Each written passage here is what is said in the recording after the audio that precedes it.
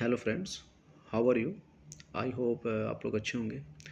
तो आज के इस वीडियो में हम लोग स्टार्ट करेंगे कि कन्फाइंड स्पेस क्या होता है। ठीक है, तो कन्फाइंड स्पेस जो होता है वो एक ऐसा एरिया होता है जहां आने और जाने मतलब एंट्री और एग्जिट जो होता है बहुत ही लिमिटेड होता है और रिस्ट्रिक्टेड होता है। ठीक है, मतलब आने जाने का रास्ता बहुत ही कम हो। ठीक है, और वैसा जगह जहाँ कंटिन्यूअस ऑक्यूपेंसी में हम लोग काम नहीं कर सकते, मतलब उसको कॉन्टीन्यूअस ऑक्यूपेंसी के लिए वो जगह मतलब डिजाइन नहीं किया गया रहता है, उसी को हम लोग कॉन्फाइंड स्पेस बोलते हैं। ठीक है, तो कन्फाइंड स्पेस में मेनली टैंक्स आ सकता है, स्टोरेज टैंक जो हुआ, वेसल्स आ सकता है, कॉलम्स आ सकते हैं, सिलोज आ सकते हैं, ईटीसी बहुत सारे आ सकते हैं। तो ठीक है, तो कन्फाइंड स्पेस में एंट्री करने से पहले अगर कोई सुपरवाइज़र कोई इंजीनियर अगर हम बोलता है कन्फाइंड स्पेस में जाने का है, तो सबसे पहले जाने से पहले उसके हजार्ड्स को हम लोग को आइडेंटिफाई करना होता है कि कन्फाइंड स्पेस में क्या क्या हजार्ड्स हो सकते हैं।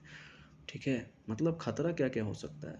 ठीक है, तो कन्फाइंड स्पेस में जो खतरा होता है उसमें टॉक्सिक और फ्लेमेबल गैसेज जो होते हैं, अगर वो ज़्यादा हैं मतलब प्रेजेंस है, ज़्यादा है या कम है, मतलब उसके अंदर प्रेजेंट है, तो उससे क्या हो सकता है, हजार्ड्स हो सकता है। टॉक्सिक जिसको हम लोग जहरीली गैस बोलते हैं। ठीक है, तो मेनली कन्फाइंड स्पेस में जो टॉक्सिक गैसेज होते हैं उसमें मेनली जो होता है हाइड्रोजन सल्फाइड जो H2S होता है, दूसरा क्या होता है कार्बन मोनोऑक्साइड जिसको हम लोग CO बोलते हैं। मतलब ये हैवी अमाउंट में ज़्यादातर हम लोग को कन्फाइंड स्पेस में ये मिलेंगे। ठीक है, तो इन लोग से हम लोग को अलर्ट रहने का है।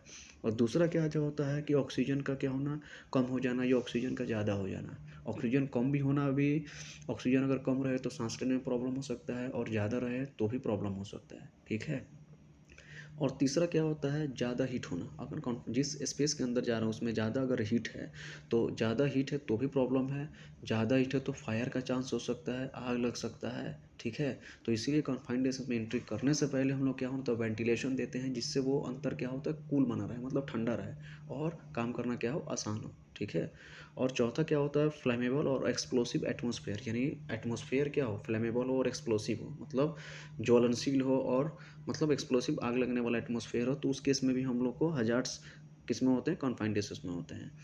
ठीक है, और एक होता है इनएडुकेट लाइट, मतलब प्रॉपर लाइटिंग नहीं होना। कन्फाइंड स्पेस में प्रॉपर लाइटिंग नहीं होने से क्या होता है हम लोग अंदर गिर सकते हैं, चोट लग सकता है। ठीक है, सर टकरा सकता है, हाथ पैर टूट सकता है, कुछ भी हो सकता है। तो प्रॉपर लाइटिंग होना सबसे इंपॉर्टेंट है। और सबसे जो लास्ट वाला है उसमें जो ऑक्सीजन का जो लेवल होना चाहिए वो 19.5 से 23.5% होना चाहिए ऑक्सीजन के लेवल। अगर 23.5% से ज़्यादा भी है तो भी वो सही नहीं है। अगर एटमॉस्फेयर हीट है, अगर ऑक्सीजन का लेवल ज़्यादा है तो फायर का चांस बन सकता है। ठीक है, और ऑक्सीजन का लेवल 19.5 से कम भी नहीं होना चाहिए, क्योंकि ऑक्सीजन हम लोग लेने में प्रॉब्लम हो, अगर ऑक्सीजन नहीं लेंगे तो प्रॉब्लम हो सकता है। तो आज की इस वीडियो में इतना ही, और नेक्स्ट वीडियो में मिलेंगे, तब तक के लिए थैंक्स।